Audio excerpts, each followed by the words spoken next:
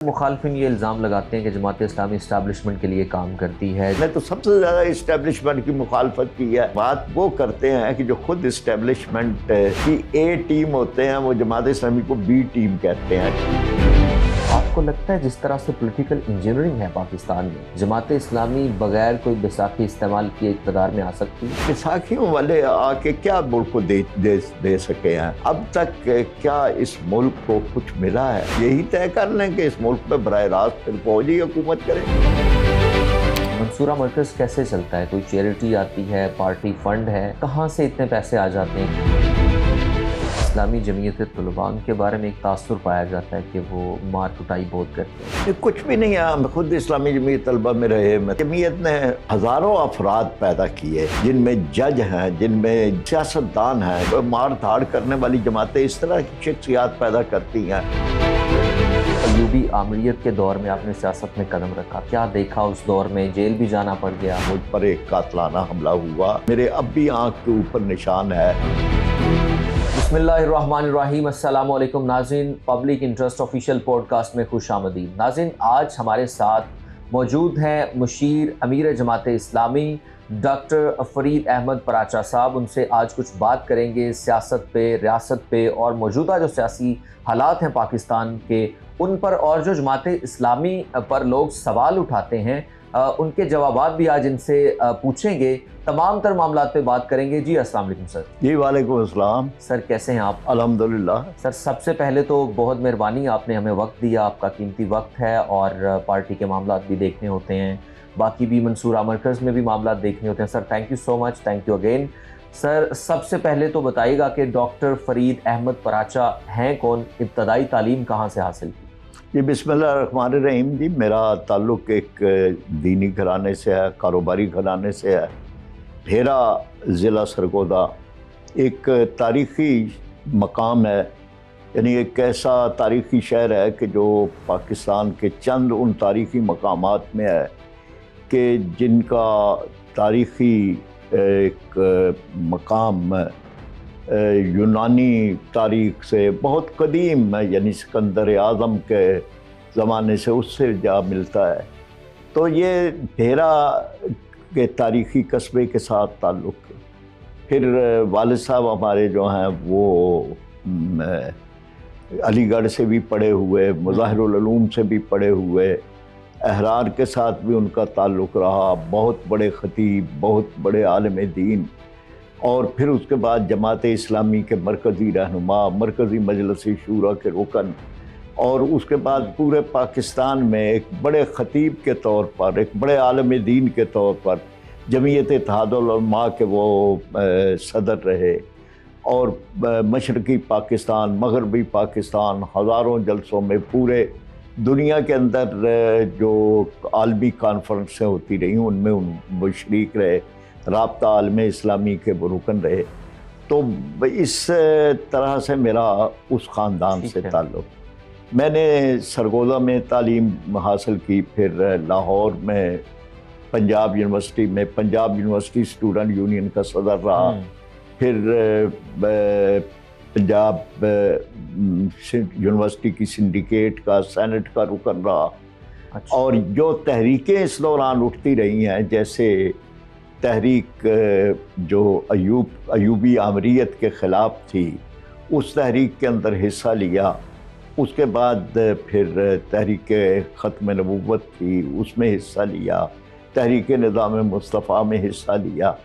وہ جو ہے نا کہ جی ہم نے اس دور میں سیاست میں قدم رکھا تھا جب سیاست کا صلہ آہنی زنجیریں تھا، تو ابتدا ہی یہ ہوئی کہ بس جیلیں جانا پڑ گیا، بس اس میں ہی رہا۔ قاتلانہ حملے ہوئے حکومتی طرف سے، اور کشمکش کے اندر ہی جو ہے وہ زندگی رہی ہے۔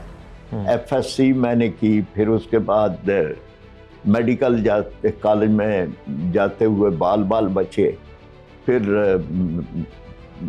یہ لائن میری جو ہے، میں نے ایم اے کیا، ایل ایل بی کیا، پی ایچ ڈی کی، اور اس کے بعد پنجاب اسمبلی کا ممبر رہا، پنجاب قومی اسمبلی کا ممبر رہا، जमात इस्लामी लाहौर का अमीर रहा, जमात इस्लामी में नायब अमीर भी मरकज़ में नायब अमीर रहा, फिर अब मुशीर अमीर जमात है। ठीक है, तो यही सर ये बताएं कि अयूबी आमरीत के दौर में आपने सियासत में कदम रखा, कैसे मतलब एक्सपीरियंस रहा, क्या देखा उस दौर में? जेल भी जाना पड़ गया।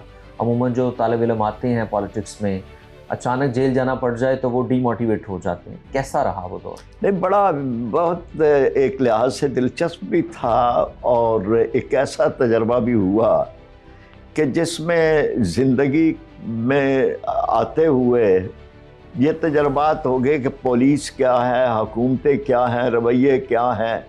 आखिर में आके फिर आदमी को ये बात पुख्ता हो जाती है। तो उस दौर के अंदर ही फातिमा जना का इंतखाब जो था उसमें भी हमने हिस्सा लिया, यानी बहैसियत तालिब इल्म।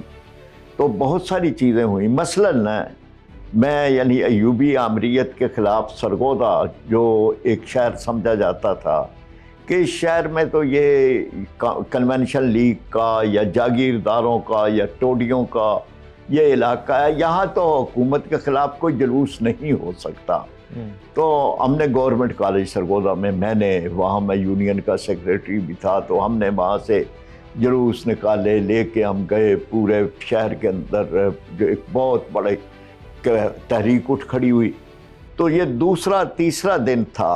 तो यानी हमें तो बाद में ये अंदाज़ा हुआ कि वहाँ तो ये समझा गया कि उन्होंने तो ये समझा हुआ था कि ये तो बड़ा चैलेंज हो गया कि हमने तो कहा था कि पूरे मुल्क में हो जाए, ये सरगोदा में हम नहीं होने देंगे, लेकिन ये क्या हो गया, ये कौन तालिब इल्म उठा है कि जिसने ये किया। चुनाचे मुझ पे ही हमला किया। जैसे ही मैं कॉलेज में जुलूस से वापस आया, कॉलेज में दाखिल हुआ और साइकिल, चूँकि साइकिलों का दौर था, साइकिल मेरा वहाँ खड़ा था, तो साइकिल लेने के लिए मैं वहाँ पे आया।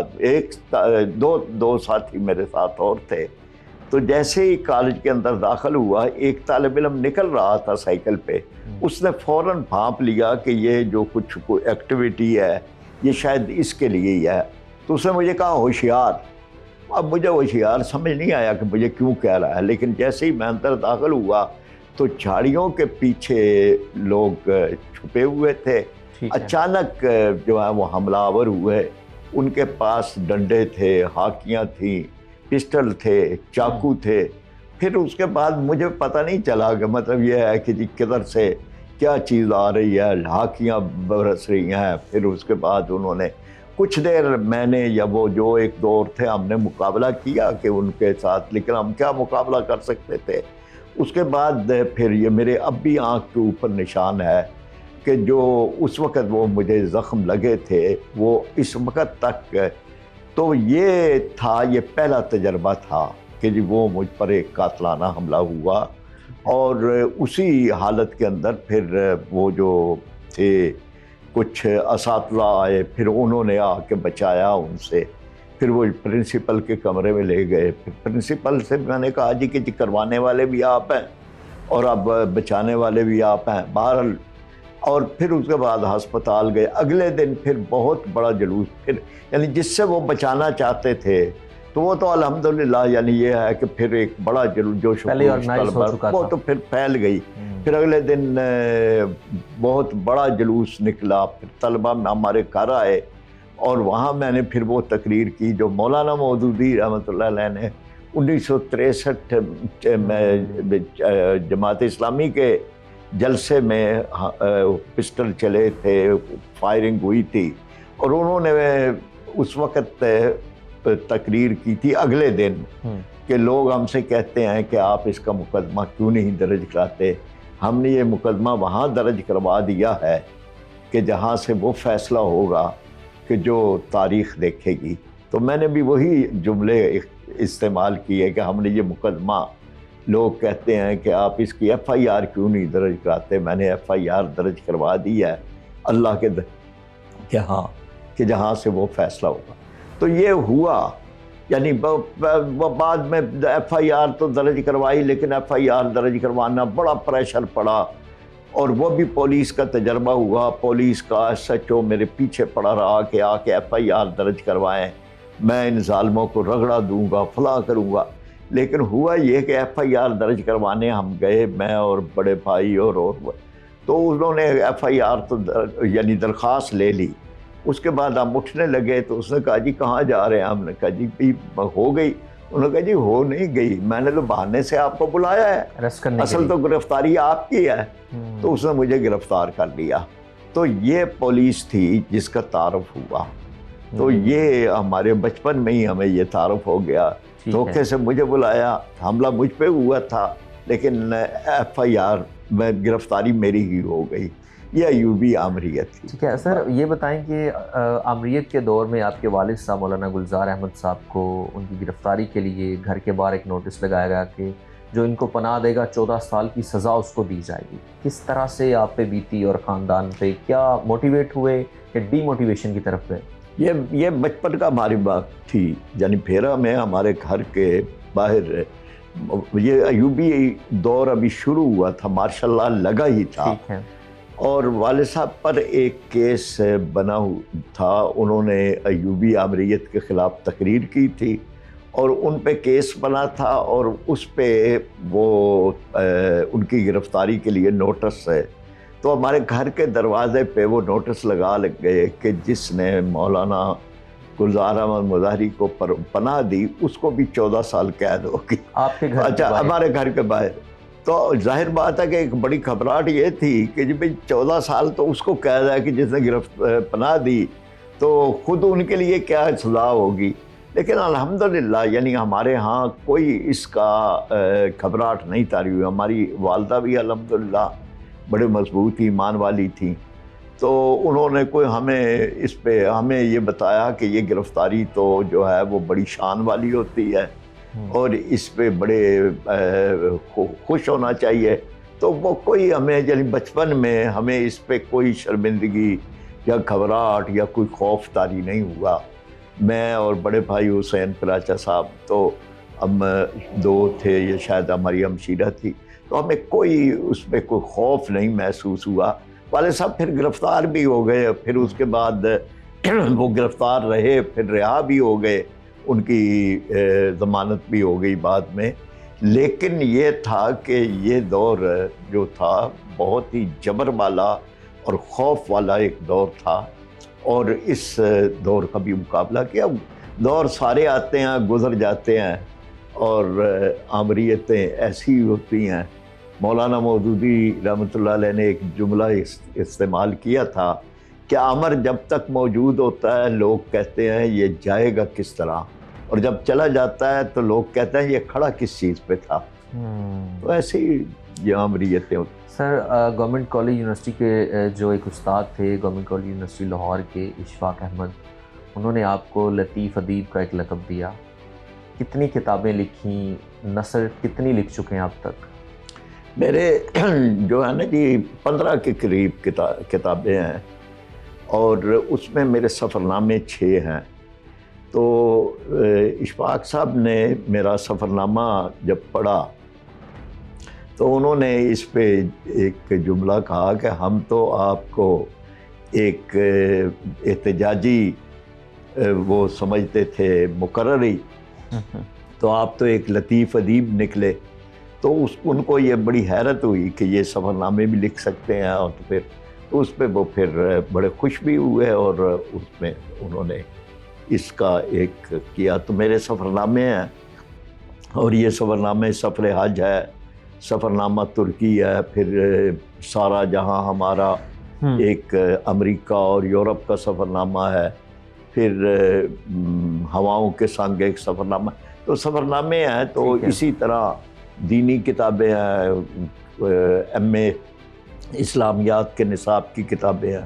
تو یہ مختلف کتاب. سر یہ بتائے گا کہ جماعت اسلامی ہی کیوں جوائن کی، اور سیاسی آئیڈیل کون ہے آپ کی، ایسی شخصیت جن سے آپ متاثر ہوئے ہوں، اور آج کے دور میں جو شخصیت ہوں کون سی بہتر ایک ایسا شخص ہے، لیڈر ہے جس سے آپ متاثر ہوں کہ یار جماعت اسلامی کے لیڈرز تو ہیں ہی، لیکن یہ بندہ ہے جو صحیح ڈائریکشن میں جا رہا ہے؟ اچھا، پہلے تو یہ بات ہے نا کہ جماعت اسلامی کے گھر میں ہی پیدا ہوئے، اس لیے جماعت اسلامی جائن تو یوں سمجھ لیجئے کہ پیدائشی طور پر ہی جماعت اسلامی کے گھر میں تھے۔ اس کے علاوہ یہ تھا کہ جو ہمارے اسلامی جمعیت طلبہ، یعنی مطالعہ کر کے بھی پھر آگے اسلامی جمعیت طلبہ میں نے جوائن کی، تو پڑھ کے جوائن کی، سمجھ کے جوائن کی۔ سمجھ آپ میں یہ تھا کہ یہی راستہ ہے۔ تو ایک جو آئیڈیل شخصیت ہے وہ تو اللہ کے نبی صلی اللہ علیہ وسلم کی ہے۔ یعنی انسان جب بھی کوئی سمجھتا ہے تو اسوہ تو ایک کامل وہی ہے۔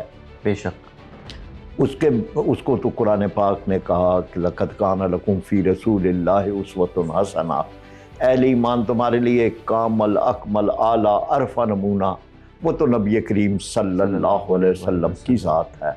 پھر آج کے دور کے اندر ہم دیکھیں تو مولانا مودودی رحمۃ اللہ علیہ، ان کے بارے میں ہم یہ سمجھتے ہیں کہ ایک لیڈر کے طور پر، ایک عالم دین کے طور پر، مفسر قرآن کے طور پر بہترین ایک شخصیت ہے، اور ان کو ایک بہترین شخصیت کے طور پر، ایک آئیڈیل کے طور پر ان کو لازمی، ان کی بہت زیادہ صفات ہیں جن کے بارے میں بیان کر سکتا ہوں۔ ان کو ایک جرأت مند انسان دیکھا ہے، سزائے موت ملی، سزائے موت کو انہوں نے بڑھ کر قبول کیا۔ پھر اس کے بعد یہ کہ انہوں نے ایک پوری ایک تحریک اٹھائی، یعنی صرف کتابیں ہی نہیں لکھیں بلکہ ان کتابوں کے مطابق ایک جماعت بنائی، پھر اس کو ایک نظریے کو ایک عملی شکل دی۔ تو ایک بہت بڑی ان کی بات ہے۔ تو اس لحاظ سے پھر اس کے بعد مطلب ہماری قومی زندگی کے اندر اور بھی بہت زیادہ افراد ہیں، یعنی جماعت کے علاوہ، تو ان میں بھی بڑی بڑی اچھی شخصیات ہیں جن کو ہمیں سمجھ آتی ہے کہ جی دوسری پارٹیوں کے اندر بھی بڑے اچھے افراد تھے۔ تو رابطہ ہمارا سب سے رہا۔ تو ان کو ٹھیک ہے سر، یہ بتائیے گا کہ اسلامی جمعیت طلباء کے بارے میں ایک تاثر پایا جاتا ہے کہ وہ مار کٹائی بہت کرتے ہیں، ایسا یہ صرف تاثر ہی ہے یا کچھ ایسا ہوا ہے؟ کچھ بھی نہیں ہے۔ ہم خود اسلامی جمعیت طلبہ میں رہے، میں طالب علمی یعنی 8ویں جماعت سے جمعیت سے اور یونیورسٹی تک، لیکن نا جمعیت نے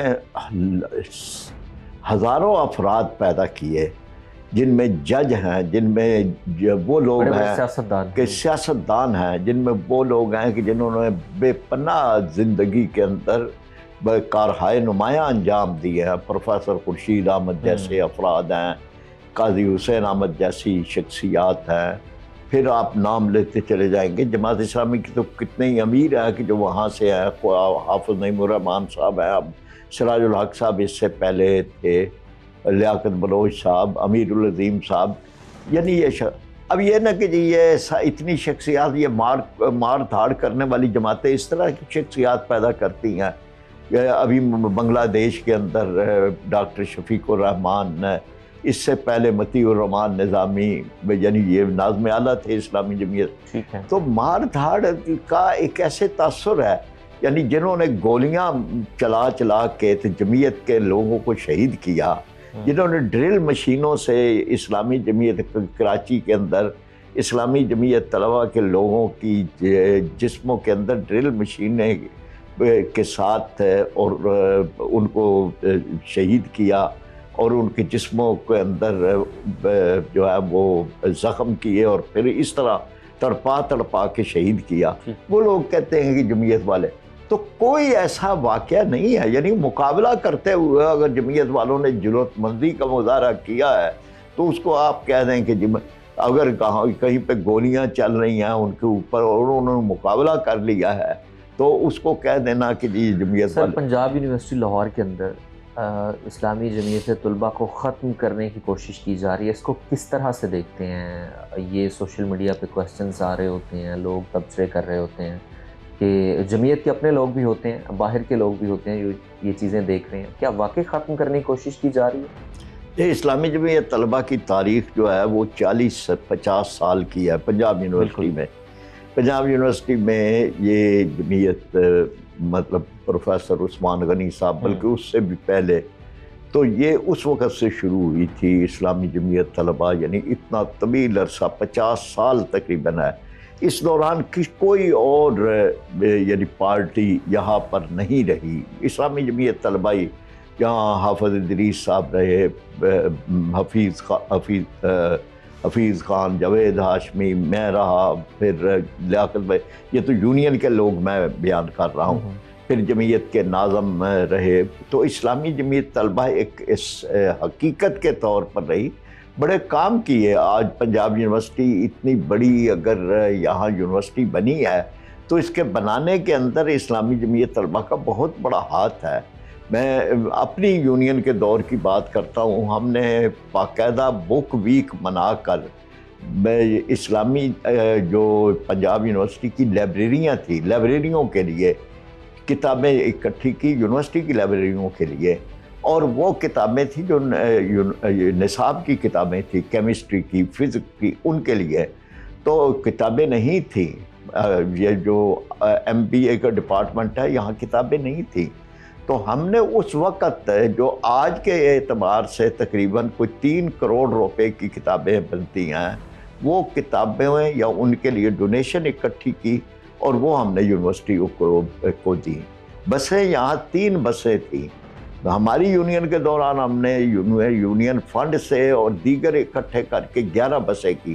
آج جتنی بڑی ایک بہت بڑی یونیورسٹی بنی ہے تو اس میں اسلامی جمعیت طلبہ کا نکالا جا رہا ہے اسلامی جمعیت طلبہ کو، وہاں سے کوشش کی جا رہی ہے، کبھی پولیس آ جاتی ہے. مطلب یہ ایک ایسی ناکام کوشش ہے، بزدلانہ کوشش ہے کہ بھئی آپ کے پاس اگر آپ کے طلبہ ہیں تو آپ باقاعدہ کام کریں، طلبہ کے کام آئیں، اپنے آپ کو لے کے آئیں. یہ اسٹوڈنٹ یونینز ہونی چاہیے یونیورسٹیز میں، کالجز میں، اسٹوڈنٹ پالیٹکس ہونی چاہیے، اس کے حامی ہیں یا اس سے اختلاف کرتے ہیں؟ اسٹوڈنٹ پالیٹکس ہونی چاہیے، دیگر پالیٹکس نہیں ہونی چاہیے. اسٹوڈنٹ کے لیے، اسٹوڈنٹ کے رائٹس کے لیے، اسٹوڈنٹ کے مسائل کو حل کرنے کے لیے، یا اسٹوڈنٹ کی تعمیر و ترقی کے لیے، یا ان کی ذہنی تعمیر کے لیے تو وہ دنیا بھر کے اندر ہے.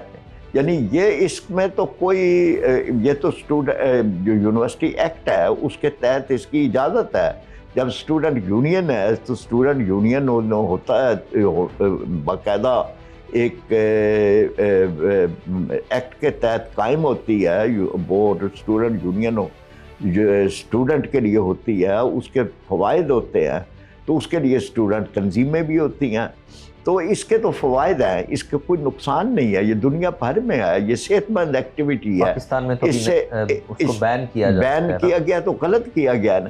لیکن اسٹوڈنٹ یونین نے ہی یہ لیڈرشپ دی ہے. آج مختلف جگہ پہ اگر موجود ہیں، مختلف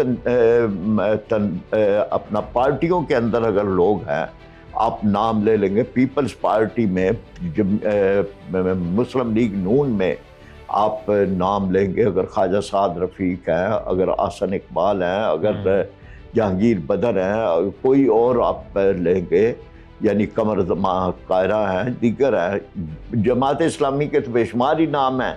تو یہ سارے وہ لوگ ہیں جو اسٹوڈنٹ پالیٹکس سے ہی گئے ہیں نا. یعنی یہیں سے ان کے یہ لوگ جو ہے وہ جا کے تو جن لوگوں نے قومی سیاست کے اندر ایک صحیح کام کیا یا نام ہے ان کا، وہ لوگ اسٹوڈنٹ پالیٹکس سے گئے. منصورہ مرکز کیسے چلتا ہے؟ کوئی چیریٹی آتی ہے، پارٹی فنڈ ہے؟ کہاں سے اتنے پیسے آ جاتے ہیں کہ سارا جو نظام ہے وہ اسی طرح رواں رہتا ہے ہر سال؟ یہ فنڈ خود جماعت اسلامی کے لوگ دیتے ہیں. جماعت اسلامی کے ارکان اپنی زکوٰۃ جماعت کو دیتے ہیں. اس کے علاوہ جماعت اسلامی کے کارکنان اعانت کرتے ہیں. جماعت اسلامی یعنی یہ ایک ایسی پارٹی ہے کہ جہاں لوگ اپنا وقت بھی دیتے ہیں اور اپنا مال بھی دیتے ہیں، اور اس کا اجر وہ اللہ سے پاتے ہیں. یعنی یہ ساری کچھ چیزیں اللہ کی رضا کے لیے ہے. کوئی اس میں کوئی نمود و نمائش نہیں ہے، کوئی اس کا دنیاوی غرض نہیں ہے، کسی کو اس کے ذریعے سے کچھ ملنا نہیں ہے. سالانہ کتنے اخراجات ہیں؟ سالانہ کتنے اخراجات؟ یہ بجٹ باقاعدہ بنتا ہے. یعنی اس میں کوئی مختلف الگ الگ شعبے ہیں، تو اس کا کوئی مجھے فوری کوئی آئیڈیا؟ نہیں، اوور آل آئیڈیا تو نہیں ہے، یعنی مثلاً یہ ہے کہ رضاکارانہ کام زیادہ ہوتا ہے. مثلاً یہ ہے نا کہ جو جماعت کی لیڈرشپ ہے وہ کوئی تنخواہ نہیں لیتی، کوئی مطلب ان کے اخراجات نہیں ہیں. جماعت اسلامی کی جو لوگ صرف وہ لوگ مثلاً کوئی سیکورٹی کے لوگ ہیں، گارڈ وغیرہ ہیں، یا نچلے درجے کا جو سٹاف ہاں ہے وہ ان کو سیلریز وہ ان کی ہے. یا یہ ہے کہ جو دفتر کے اندر مستقل، جنہیں ہم کہتے ہیں کہ ہمہ وقت کارکن ہیں، یعنی جنہوں نے اپنا ڈیووٹ کر دیا کہ وہ پورا کا پورا وقت اپنا دیں گے جماعت کو ان کی کفالت پھر جماعت کرتی ہے. یعنی جو کوئی اور ان کا کاروبار یا کوئی اور ان کا روزگار کا سلسلہ نہیں ہے، تو وہ مثلاً جو دفتر کے اوقات کے اندر پورا وقت اپنا جماعت کو دیتے ہیں، تو ان کی. تو باقی جتنے ہیں مثلاً جماعت کی جتنی لیڈرشپ ہے وہ سارے کی ساری وہ اپنا وقت دیتے ہیں، تو ان کا کوئی معاوضہ ان کا نہیں ہے. وہ تو اللہ گاڑی ملی ہوئی ہے اپنا اجر اللہ سے پاتے ہیں. آپ کو گاڑی جماعت اسلامی کی طرف سے ملی ہوئی ہے؟ گاڑی نہیں، میری ذاتی گاڑی ہے. ٹھیک ہے. تو گاڑی مطلب یہ نا اکثر ہمارے لوگوں کے پاس یہ ذاتی گاڑی ہے. جماعت کی بھی گاڑی ہے، تو وہ جماعت کی گاڑی جماعتی کاموں کے لیے ہے. ذاتی اگر کام کرتے ہیں تو اس کے لیے وہ الگ دیتے ہیں. سر لوگ کہتے ہیں کہ حل صرف جماعت اسلامی یہ صرف نعرہ بن کے رہ گیا، اس کو عملی جامہ کب پہنائیں گے؟ نہیں مطلب نعرہ تو لوگوں نے پہنانا ہے، ہم نے تو دیکھے نا حل کر کے دکھایا ہے. تو جتنے کام جماعت اسلامی بغیر اقتدار میں آئے کام کر رہی ہے، مثلاً الخدمت کی صورت کے اندر جماعت اسلامی اربوں روپے کے پروجیکٹ چلا رہی ہے. انسانیت کے لیے بہت کام وہ کر رہی ہے نا بغیر اقتدار میں آئے. نیشنل پالیٹکس کیوں نہیں، اقتدار میں کیوں نہیں، کون نہیں آنے دیتا آپ کو اقتدار میں؟ دو چیزیں ہیں نا. پہلی بات تو یہ ہے کہ ہم لوگوں کو توجہ دلاتے ہیں کہ بھائی ہم ہی حل ہیں، لیکن ہم بغیر اقتدار میں آئے اگر یہ کام کر رہے ہیں تو اقتدار میں آ کے وہی وسائل جو اربوں خربوں کے آپ کے یہ لوگ لوٹ رہے ہیں، ضائع کر رہے ہیں، آپ پر استعمال نہیں کر رہے. آپ کا حق تھا، آپ پہ استعمال ہونے چاہیے. ملک کو ترقی کرنی چاہیے، تعلیم پر، صحت پہ، علاج پہ، سڑکوں پہ، ملک کی ترقی پہ، معیشت پہ. وہ نہیں ہو رہے. تو یہ جو ہے وہ آپ ہمیں ووٹ دیں گے اور ہم آ کے دیانتداری کے ساتھ اگر خرچ کریں گے تو یہ ملک ترقی کرے گا، آپ ترقی کریں گے، غریب ترقی کرے گا.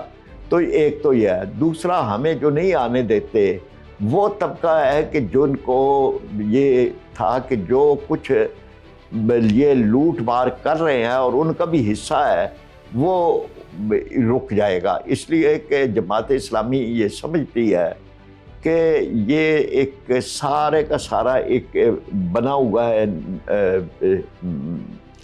مافیا جس میں سب شامل ہیں. اب یہ کہ ان کو جب یہ نظر آتا ہے کہ اگر کوئی ایسا ہی دیانتدار ٹیم آ جاتی ہے تو جو بنا ہوا ہے ایک نظام ہے کہ جس میں 90,000 گاڑیاں ہیں، جو میں صرف ایک چھوٹی سی مثال اس میں سے دے رہا ہوں کہ وہ مرکز کے پاس موجود ہے، مرکزی حکومت کے پاس. اس میں وہ 90,000 گاڑیاں بھی بڑی بڑی گاڑیاں ہیں. طیارہ بھی لیا ہے پنجاب طیارہ بھی لیا ہے پنجاب حکومت نے. تو کون پوچھنے والا ہے؟ کہاں سے آتے ہیں یہ پیسے؟ جماعت اسلامی کو کب اقتدار میں دیکھ رہے ہیں؟ کتنے سال بعد آ جاتی ہے؟ اچانک جیسے بنگلہ دیش میں آ گئی ہے. یہ حالات بدلتے ہوئے وقت نہیں لگتا، حالات اچانک بدلتے ہیں. انشاءاللہ تعالی یہ حالات بدلنے ہیں. پاکستان جماعت اسلامی جو پاکستان میں ہے جو سیاسی پارٹی، اور جو بنگلہ دیش میں، آپس میں کوئی آپ کی کوارڈینیشن ہے؟ نہیں، یہ کوارڈینیشن صرف نظریاتی ہے، عملی نہیں ہے. ان کا کانسٹیٹیوشن الگ ہے، ہمارا الگ ہے. رابطہ ہوتا ہے؟ کوئی ہم صرف دعاؤں میں ایک دوسرے کے ساتھ ملتے ہیں. باقی ہمارا تعلق جو ہے وہ ہے دلی ہے، قلبی ہے، دعاؤں کا ہے، لیکن نظریاتی ہے. لیکن ان کا بالکل ٹوٹلی سسٹم الگ ہے، ہمارا ٹوٹلی سسٹم الگ ہے. وہ اپنے ملک کے حالات کے مطابق کام کرتے ہیں، ہم اپنے حالات کے مطابق کام کرتے ہیں. ان کا اپنے امین ہے، اپنا ان کا نظم ہے، اپنی ان کی تنظیم ہے اپنے. اس لیے وہ مطلب ہمارے نہ ہم ان کے پابند ہیں نہ وہ ہمارے پابند ہیں. البتہ ان کی خوشی کے ساتھ ہمیں خوشی ہوتی ہے، کیسے دیکھتے ہیں حسینہ واجد کے جانے کے بعد جماعت اسلامی بنگلہ دیش جو ہے ان کے لیے کچھ وہ حسینہ واجد کا جانا ان کے لیے سود مند ثابت ہوگا؟ ان کا یہ تھا کہ حسینہ واجد کا جانا ان کو بہت سود مند ہوا، یعنی یہ تھا نا کہ جی وہ تو ظلم کی ایک داستان تھی، اس نے تو تباہ کر کے رکھ دیا، ملک کو بھی تباہ کیا، معیشت کو بھی تباہ کیا، ہندوستان کی کالونی بنا کے رکھ دیا بنگلہ دیش کو، اور اس کا نتیجہ یہ ہوا۔ اور یہ ہمارے جو بنگلہ دیش کے جماعت اسلامی کے لوگ تھے تو ان کا کیا جرم تھا؟ کس جرم کے اندر 80 سال کے لوگوں کو سزائیں بہت دی گئی، پھانسیوں پہ لٹکایا گیا؟ کس جرم کے اندر؟ ان کا اگر یہ ان کا جرم تھا تو یہ اسمبلیوں کا الیکشن کس لیے لڑتے رہے پہلے؟ یعنی یہ قومی مجرم تھے تو یہ پارلیمنٹ کے ممبر بھی بنتے رہے، وزیر بھی یہ بنتے رہے، یہ جو ہے ان کے ساتھ ہی الحاق کر کے ان کی پارٹی جو ہے عوامی لیگ الحاق کر کے الیکشن بھی لڑتی رہی پہلے جو ہے وہ۔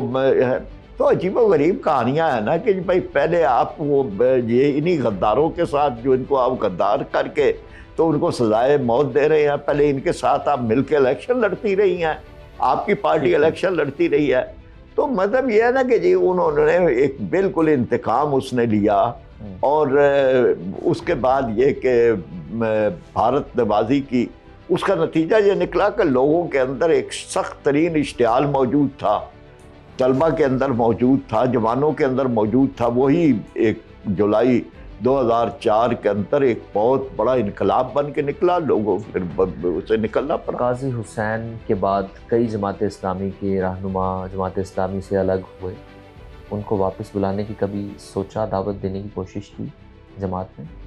نہیں، الگ تو اس طرح کوئی نہیں ہوئے، لیکن اگر کوئی ہوئے بھی جماعت اسلامی سے الگ تو جماعت اسلامی ہمیشہ یہ سمجھتی ہے کہ اگر کوئی نظریاتی طور پر ایک فرد جماعت ہے اور پھر وہ سمجھتا ہے کہ جی مجھ سے غلطی ہوئی ہے جماعت میں جانے کی، تو دروازے اس کے لیے کھلے ہیں۔ تو کبھی بھی جماعت اسلامی نے یہ اصرار نہیں کیا کہ وہ تو جماعت اسلامی نے ویلکم کرتی ہے کوئی بھی، اگر جماعت سے اس وقت کوئی گئے ہیں، تحریک اسلامی تحریک انہوں نے بنائی تھی تو کئی ان میں سے واپس بھی آئے۔ یہ بتائیں کہ ماضی میں مولانا فضل الرحمان اور قاضی حسین آپس میں متحد ہوئے، کیا آج بھی کوئی ایسی گنجائش موجود ہے کہ جماعت اسلامی دوبارہ سے کسی اپنے مخالفین کے خلاف کھڑے ہونے کے لیے اتحاد میں آ جائے مولانا فضل الرحمان کے ساتھ؟ اتحاد اس معنی میں کہ ملک اور قوم کے مسائل کو اکٹھا کرنے کے لیے دینی جماعتیں اکٹھی رہیں، یہ اتحاد تو ہمیشہ بنے تھے، اب بھی بن سکتا ہے۔ انتخابی اتحاد کے بارے میں جماعت اسلامی کی شورا نے یہ طے کیا ہوا ہے کہ ہم کوئی انتخابی اتحاد قائم نہیں کریں گے، یہ ہماری شورا کا فیصلہ ہے۔ البتہ یہ ہے کہ کوئی گنجائش اس طرح کی مستقبل کے اندر کبھی بھی نکل سکتی ہے کہ انتخابی ایڈجسٹمنٹ کی جائے۔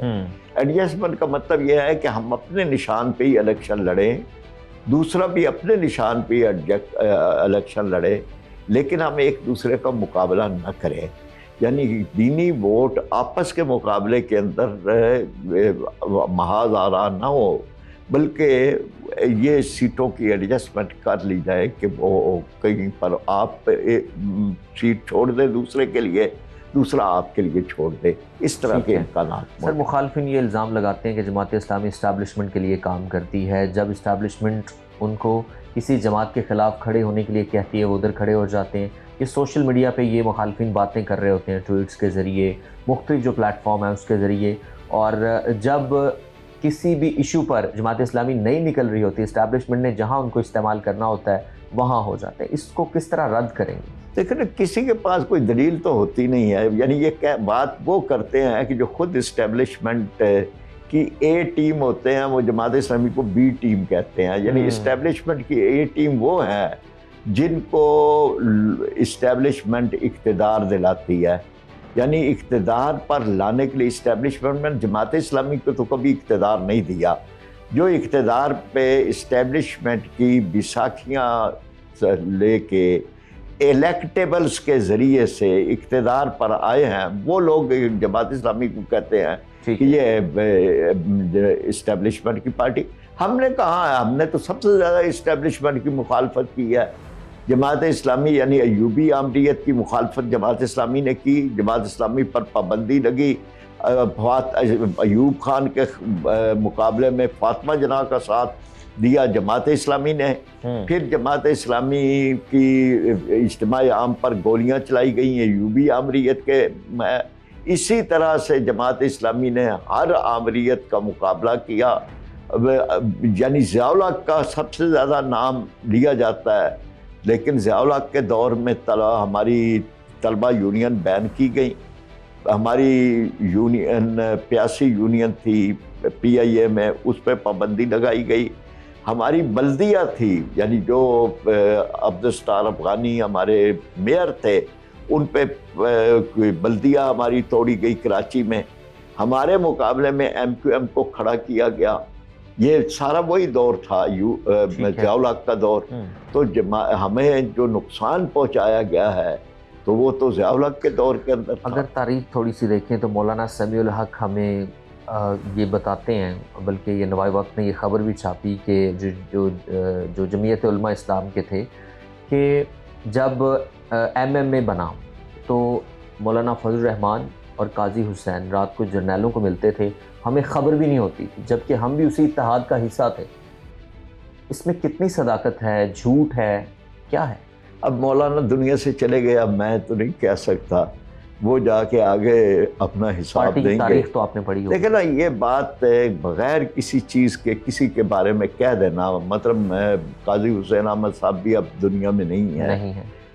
کوئی اس طرح کی کوئی بات کا کوئی وجود نہیں ہے. جو فیصلے تھے وہ ایم ایم اے کے اندر فیصلے ہوتے تھے.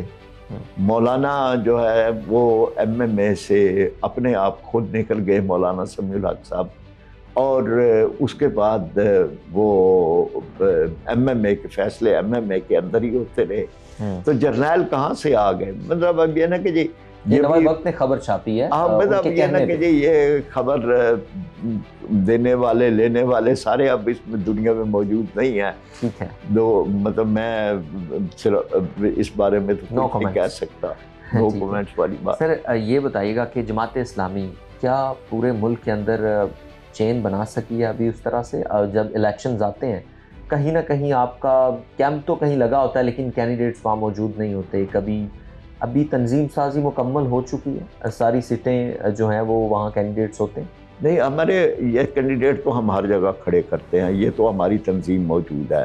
البتہ اس بات کی تھوڑی بہت ہم کمی محسوس کرتے ہیں کہ بہت نچلی سطح تک ہمیں جو اپنی وہ کرنی چاہیے کہ پولنگ اسٹیشن کی حد تک, بلکہ پولنگ بوتھ کی حد تک ہماری تنظیم مستحکم ہو جائے, اس میں ہم اب کام کر رہے ہیں. اچھا, کہ ہماری یہ کمیٹیاں بنے جنہیں ہم عوامی کمیٹیاں کہہ لیں یا الخدمت کمیٹیاں, کوئی نام, ہم نچلی سطح تک ان کو قائم کر رہے ہیں.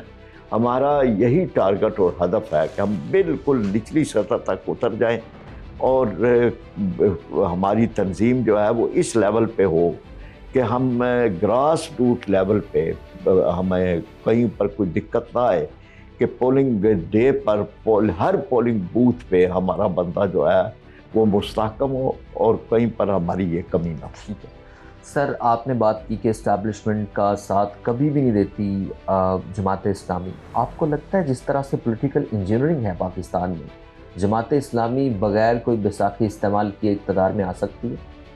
لیکن اب بیساکھیوں والے آ کے کیا ملک کو دے سکے ہیں؟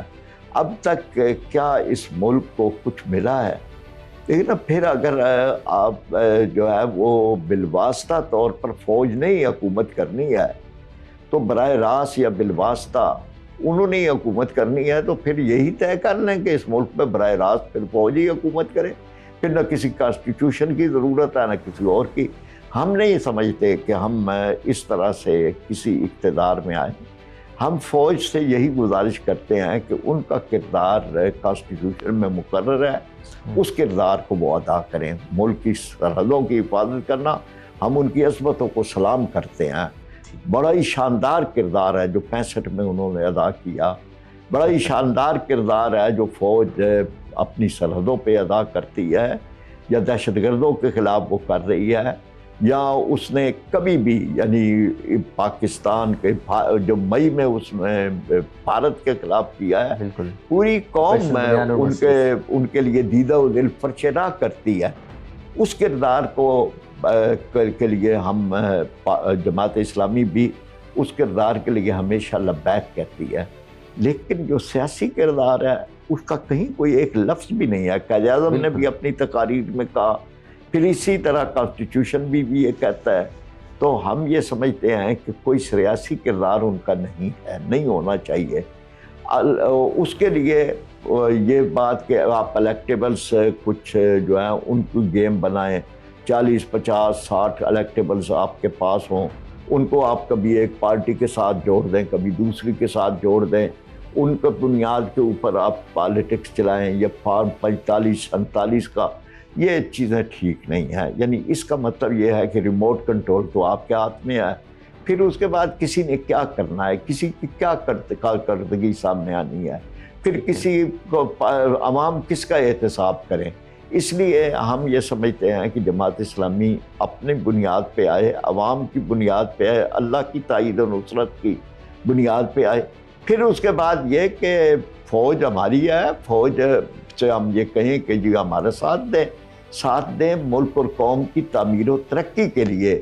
یعنی یہ نہیں ہے کہ کوئی ان سے ہم نے یہ ساتھ لینا ہے، یعنی پھر اس کے بعد وہ سرحدوں کی حفاظت کے لیے، دفاع کے لیے جو بھی برسر اقتدار جماعت ہو وہ اپنی فوج کو مضبوط کرے، اور فوج جو ہے وہ ان کو اس لحاظ سے مضبوط کرے کہ کوئی مداخلت نہ کرے، تو ان کو مضبوط۔ سر، ملک کے سابق وزیر اعظم عمران خان جیل میں قید ہیں، ان کی آنکھ خراب ہوئی ہے، 85% جو بینائی ہے ان کی جا چکی ہے according to reports and national media. کیسے دیکھتے ہیں کہ ملک کے سابق وزیر اعظم کو ان کا یہ جو بیسک بنیادی حق ہے وہ ملنا چاہیے صحت کے حوالے سے؟ بالکل ملنا چاہیے جی۔ سابق وزیر اعظم نہ بھی ہوتے نا جی، کوئی ملک کا عام شہری بھی ہوتا، عام سیاسی قیدی بھی ہوتا، غیر سیاسی قیدی بھی ہوتا، اس کو یہ حق ملنا چاہیے۔ یہ اس کا بنیادی رائٹ ہے، بنیادی حق ہے۔ یعنی یہ نا کہ یہ کہ صحت اس کا علاج ہو، اس کا یہ نہیں کہ جیلیں اس بات کے لیے ہوتی ہیں کہ ایک آدمی جیل میں جائے اور وہ اپنی آنکھ سے محروم یا اپنی صحت سے محروم ہو، تو ان کا یہ بنیادی رائٹ ہے۔ اس کے لیے پوری طور پر یعنی ان کو جس پر ان کو یا ان کے خاندان کو یا ان کی پارٹی کو تسلی ہو، وہ علاج ان کا رائٹ بنتا ہے، اس کو پوری طور پر ملنا چاہیے۔ اس میں اگر کوئی کمی ہوئی ہے تو اس کو پورا کیا جائے، نہیں ہوئی تو تسلی کروائی جائے، عدالت کو بھی تسلی کرائی جائے، پارلیمنٹ کو بھی تسلی کروائی جائے، اور اسی طرح سے ان کے خاندان کو سب سے پہلے پوری طرح تسلی کروائی جائے۔ اور یہ بات اگر کوئی کوتاہی ہوئی ہے تو حکومت کو معذرت کرنی چاہیے۔ ٹھیک ہے، یہ بتائیے گا بطور سیاسی رہنما کیا راستہ ہے عمران خان کا جیل سے باہر آنے کا؟ کوئی تاثرات پائے جاتے ہیں کہ فیوچر میں وہ جیل سے باہر آ سکیں گے؟ لیکن پہلی بات تو یہ تھی کہ جی میں یعنی وہ ایک سیاسی رہنما ہیں، اور دوسری پارٹی کی خامیاں غلطیاں گننی کوئی اچھی بات نہیں ہے، لیکن سیاست کے اندر کئی ایک سیاسی طالب علم کے طور پر میں یہ سمجھتا ہوں کہ ان سے بھی کئی غلطیاں ہوئی ہیں۔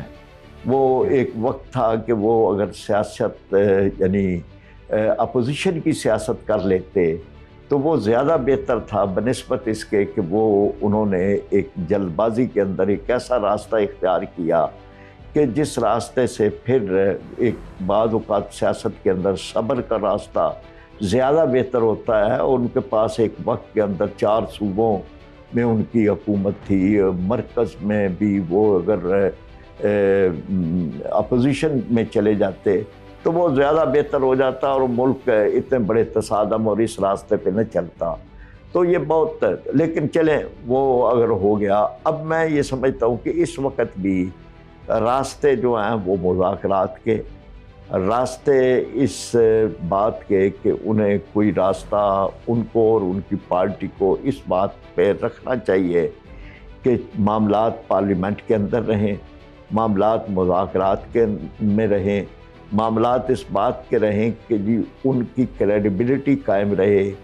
عام طور پر یہ سمجھا جاتا ہے کہ کوئی ان کی ضمانت دینے کے لیے تیار نہیں ہے کہ وہ جو کمٹمنٹ کریں اس کمٹمنٹ پہ پورے اتریں، لیکن ویسے وہ بڑے یعنی ایسے پالیٹیشین ہیں کہ جو بڑے باوقار پالیٹیشین ہیں، ان کا اس وقار کو ہر صورت قائم رہنا چاہیے، اور اس کی ذمہ داری خود ان کے اوپر عائد ہوتی ہے کہ وہ اپنے اس وقار کو قائم رکھیں، یعنی مذاکرات کے ذریعے مذاکرات کے ذریعے وہ کریں، اپنے آپ کو، اپنی پارٹی کو، سب سے بڑھ کر ملک کو اور ملک کی سالمیت کو وہ بچائیں۔ یہ وقت اس وقت زیادہ اس بات کا ہے کہ ہم دشمن کے مقابلے میں انتشار کے بجائے اتحاد کا منظر زیادہ پیش کریں۔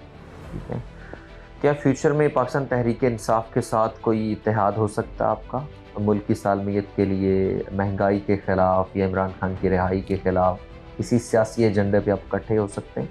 نہیں، مطلب سیاسی ایجنڈے پہ تو ہم پورے ملک کو ایک طرح سے لے کے ساتھ چلنا چاہتے ہیں، لیکن ایک اس طرح کا کوئی سیاسی اتحاد کہ جس میں ہم تو اس کے بارے میں کوئی بات بھی ہماری شورا ہی طے کرتی ہے، یعنی کوئی چیز بھی وہ اس کے بارے میں کچھ نہیں کہہ سکتا، لیکن جیسے میں نے کہا تھا کہ انتخابی اتحاد کے بارے میں تو ابھی ہماری شورا نے یہ طے کیا ہوا ہے کہ ہم کسی انتخابی اتحاد میں نہیں جائیں گے۔ امیر جماعت اسلامی جو ہیں ان کا الیکشن ہوتا ہے، طریقہ کار کیا ہے، ذرا روشنی ڈال دیں، کس طرح سے ان کو الیکٹ کیا جاتا ہے، کون سے لوگ پینل میں بیٹھتے ہیں؟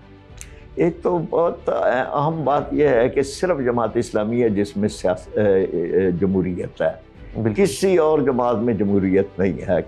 یہ تو خاندانی جماعتیں ہیں یا فرد واحد کی جماعتیں ہیں جس میں کوئی تعصب ہی نہیں ہے۔ یہ تو بات ہم بھی تسلیم کرتے ہیں، یعنی کوئی تبدیلی جماعت اسلامی میں ڈیموکریسی ہے، کوئی خیال ہی نہیں ہے نا کہ جی یہ اس خاندان سے باہر یا اس فرد سے باہر یہ جماعت نکلے گی۔ وہ تو مطلب یہ ہے کہ خاندانوں کے اندر ہی سب کچھ چلتا رہتا ہے اور موروثی سیاست ہے۔ یہ صرف جماعت اسلامی ہے کہ جس میں اچھا انتخاب کا طریقہ بھی اس کا ایسا ہے کہ جو شاید دنیا کے اندر واحد انتخابی طریقہ ہے کہ کوئی کینڈیڈیٹ نہیں ہے، کوئی کنویسنگ نہیں ہے، کوئی اس میں زندہ باد نہیں ہے، مردہ باد نہیں ہے، کوئی اس میں حق کے اندر بات نہیں ہے، کوئی مخالفت میں بات نہیں ہے۔ جماعت اسلامی کی جب انتخاب کا وقت آتا ہے 4-5 سال کے لیے امیر چنا جاتے ہیں، جماعت اسلامی کے ارکان ان کو ووٹ دیتے ہیں، 5 سال مکمل ہوتے ہیں تو ہمارا ایک الیکشن کمیشن ہے جسے ہماری شورا چنتی ہے۔ وہ الیکشن کمیشن جو ہے وہ پھر باقاعدہ اعلان کرتا ہے، شورا سے یہ کیا جاتا ہے کہ آپ ارکان کی رہنمائی کے لیے کوئی نام تجویز کریں۔ شورا بیلٹ کے ذریعے سے نام تجویز کرتی ہے، 3 نام، وہ نام الفابیٹیکلی بیلٹ پیپر پہ آتے ہیں، یعنی ترتیب ان کی یہ ہوتی ہے۔ وہ نام جو ہیں وہ صرف اور شورا میں بھی وہ بیلٹ کے ذریعے سے ہوتے ہیں، اور اس کو بھی الیکشن کمیشن کو ہی پتہ ہوتا ہے کہ کس کو کتنے ووٹ جو ہیں وہ ملے ہیں۔ یہ 3 نام جو ہیں یہ بیلٹ پہ آتے ہیں، لیکن ساتھ لکھا جاتا ہے کہ یہ رہنمائی کے لیے ہیں، آپ ان میں یا ان کے علاوہ کسی کو پورے 45,000 ارکان میں سے کسی کو ووٹ دے سکتے ہیں۔ اب یہ بیلٹ جو ہے وہ جاری ہوتے ہیں، وہ بیلٹ ایک بیلٹ پیپر جو ہے وہ اس پہ وہ 3 نام بھی ہوتے ہیں لیکن الگ ہے۔ اس بیلٹ کے اوپر جو ہے وہ ساتھ لکھا ہوتا ہے کہ آپ ان میں سے یا ان کے علاوہ کسی کو کوئی نام آپ لکھ کے وہ آپ دے سکتے ہیں وہ نام۔ کب تک خود کو امیر بنتے دیکھ رہے ہیں؟ میں تو پہلے ہی ڈسکوالیفائی ہو جاؤں گا نا آپ کے سوال جواب دیتے ہوئے، تو کوئی امیر بننا یہاں پر جو ہے وہ کانٹوں کے راستے پہ چلنے والی بات ہے. تو یہ کوئی امارت جو ہے وہ ایسی چیز نہیں ہے کہ جس کے لیے آدمی خواہش کرے. یہ تو ایک ذمہ داری ہے. یہ تو ایک ایسی چیز ہے کہ جس پہ حضرت ابو بکر صدیق رضی اللہ تعالیٰ عنہ یا حضرت عمر یا جتنے بھی خلفاء تھے وہ روتے تھے کہ یہ کس چیز کی ذمہ داری ہم پر پڑی ہے. وہ خیر ایک الگ امت کی ذمہ داری تھی. یہ عمارت جو ہے، یہ جماعت کی عمارت بھی، یہ بھی ایک ایسی چیز ہے کہ جس پہ کوئی آدمی بھی، ہمارے بھی امیر جب حلف اٹھاتے تھے تو روتے تھے کہ یہ مجھ پہ کیا ذمہ داری پڑ گئی ہے، جواب دینا پڑے گا ہر ایک جگہ پہ. تو یہ کوئی ایسا نہیں ہے کہ یہ کوئی بڑا دنیاوی منصب ہے یا دنیاوی مقام ہے. تو یہ تو ایک ایسا چیز ہے کہ جس پہ آدمی کو خوف زدہ ہونا چاہیے کہ اس سے تو آدمی بچے. مطلب میں نے تو کبھی نہیں سوچا. مولانا سراج الحق صاحب اور ابھی جو امیر جماعت اسلامی حافظ نعیم الرحمن صاحب، دونوں میں کیا فرق محسوس کرتے ہیں؟ یہ دیکھیں نا، یہ ہر آدمی کا اپنا ایک طریقہ کار ہوتا ہے. جب جماعت ایک ہے، دعوت ایک ہے، مشن ایک ہے، دستور ایک ہے. اس لیے یہ فرق تو یہ نہیں کیا جا سکتا. مولانا مودودی رحمۃ اللہ علیہ سے لے کر حافظ نعیم الرحمن تک ایک ہی طرح کے لوگ ہیں، لیکن ہر ایک کا اپنا انداز ہے. مولانا مودودی رحمۃ اللہ علیہ کا الگ تھا، میاں طفیل محمد صاحب ایک الگ طریقہ کار تھا، قاضی حسین احمد صاحب ایک اور طریقے تھے. اس کے بعد اپنا سید منور حسن صاحب، پھر اس کے بعد آ گئے تھے سراج الحق صاحب، اور اب حافظ نعیم الرحمن. یہ سب اپنی اپنی جگہ پر ایک الگ الگ مزاج کے افراد تھے. تو سراج الحق صاحب ایک الگ مزاج کے فرد تھے. حافظ نعیم الرحمن صاحب کراچی سے ان کی تربیت ہوئی اور کراچی کے اعتبار سے ان کا ایک سٹائل، منفرد ایک سٹائل ہے. وہ اس انداز کے اوپر چل بھی رہے ہیں، جماعت کو چلا رہے ہیں. اس لیے ہم یہ سمجھتے ہیں کہ یہ فرق اس لحاظ سے، مقصد کے لحاظ سے تو نہیں ہے، دعوت کے لحاظ سے بھی نہیں ہے، تنظیم کے لحاظ سے بھی نہیں ہے، قیادت کے لحاظ سے ضرور ہے. ہر آدمی کا اپنا الگ الگ ہے. جیسے ہر پھول کی خوشبو الگ ہوتی ہے لیکن گلدستہ ایک ہی ہوتا ہے. تو اس طرح سے یہ. سر، سینیٹر مشتاق صاحب پارٹی چھوڑ گئے، کیا کہنا چاہتے ہیں؟ دوبارہ گنجائش ہے پارٹی میں واپس آنے کی ان کے لیے؟ لیکن چھوڑ جانے والوں کے لیے تو دعا ہی ہو سکتی ہے. چھوڑ گئے وہ اپنے طور پر، انہیں میں سمجھتا ہوں کہ نہیں چھوڑنا چاہیے تھا. ایک جس مشن کے لیے خاص طور پر وہ بات کرتے تھے جی کہ فلسطین کے لیے اور غزہ کے لیے، اس وقت وہ اس کی بہتر خدمت کر سکتے تھے جماعت اسلامی. جب انہوں نے چھوڑا، جماعت اسلامی رہ کر کر سکتے، لیکن انہوں نے بہت جلد بازی کی اور وہ چھوڑ گئے. تو گویا کہ انہوں نے اس مشن کو چھوڑ دیا. میں ذاتی طور پر سمجھتا ہوں کہ انہوں نے بہت زیادتی کی. پارٹی نے کوشش نہیں کی کہ ان کو واپس ان کو روکا جائے؟ لیکن یہ کوشش ایک لیول پہ ہوتی ہے، لیکن پارٹیاں ایک لیول تک ہی رکھتی ہیں. پھر اس کے بعد تو یہ نہیں ہوتا کہ بندے کی منتیں اور آہوزاری ہوتی ہے. پھر بندے کو خود خیال کرنا ہوتا ہے کہ پارٹی نے اس کے لیے کتنا زیادہ پارٹی نے اس کے لیے کوشش کی. پھر بندے کو خود خیال رکھنا ہوتا ہے، لیکن انہوں نے نہیں اس بات کا خیال رکھا. سر، یہ تاثر پایا جاتا ہے کہ جماعت اسلامی جو ہے اس کے جلسے بھی اچھے ہو جاتے ہیں، لوگ بھی وہ اکٹھے کر لیتے ہیں اور سٹرائکس بھی اچھی کر لیتے ہیں، لیکن لوگ ووٹ نہیں دیتے آپ کو. الیکشن کا جب دور آتا ہے، باری آتی ہے، تو اس طرح سے آپ لیڈ نہیں کر پاتے. کیا وجہ؟ میرا خیال یہ ہے کہ یہ اچھا سوال ہے. میں سمجھتا ہوں کہ اس بارے میں کچھ شاید ہمارے ہاں تو اتنی کوتاہی نہیں ہے، اس لیے کہ ہم اپنے طور پہ تو لوگ بڑے اچھے لوگ کھڑے کرتے ہیں اور سب کچھ ٹھیک ہوتا ہے. ابھی تک ہمارے ہاں جو لوگوں کا کینڈیڈیٹس کے بارے میں یا اپنے طور پر نیچے ایک سوچ کا زاویہ ہے، وہ ابھی تھوڑا ایک تو وہاں پہ کچھ ہے. جب ہم جاتے ہیں نا جی ووٹ مانگنے، میں خود ایک کینڈیڈیٹ رہا ہوں، ووٹ ہی مانگتے رہے ہیں، کبھی جیتے ہیں کبھی نہیں جیتے، تو جب جاتے ہیں نا جی تو ان سے بات کرتے ہیں کہ بھائی ہم یہ بھی کرتے ہیں وہ بھی کرتے ہیں، ہماری اندر کوئی خامی تو نہیں ہے، تو آپ ہمیں ووٹ مطلب نہ دینے کی کوئی وجہ تو سانو دسو کہ بس اسی پڑھے لکھے ہاں، اسی کم بھی کر دیں ہاں، کرپشن بھی نہیں کر دے، کوئی ساڑھے وہ بھائی جی سارے تو چنگے ہو، سارے تو بہتر ہو، وہ لوگ ہماری تعریفیں بھی شروع کر دیتے ہیں، پر تواڈے وچ ایک ہی خامی ہے، تو جتنا کوئی نہیں، تو وہ ہمارے اندر ایک ہی خامی نکالتے ہیں کہ تسی جتنا کوئی نہیں، یعنی لوگ جیتنے والے گھوڑوں پر کو ووٹ دینا چاہتے ہیں، لوگ سمجھتے ہیں کہ دو جو اوپر جیتنے والے ہیں نا ان میں سے کسی ایک کو دینا چاہیے۔ Thank you so much sir, thank you again, آپ نے آج ٹائم دیا ہمیں۔ ناظرین کمنٹ سیکشن میں اپنی رائے کا اظہار ضرور کیجیے گا کہ جماعت اسلامی کب تک اقتدار میں آئے گی، اور اسی کے ساتھ اپنے میزبان کو دیجیے اجازت۔ اللہ نگہبان۔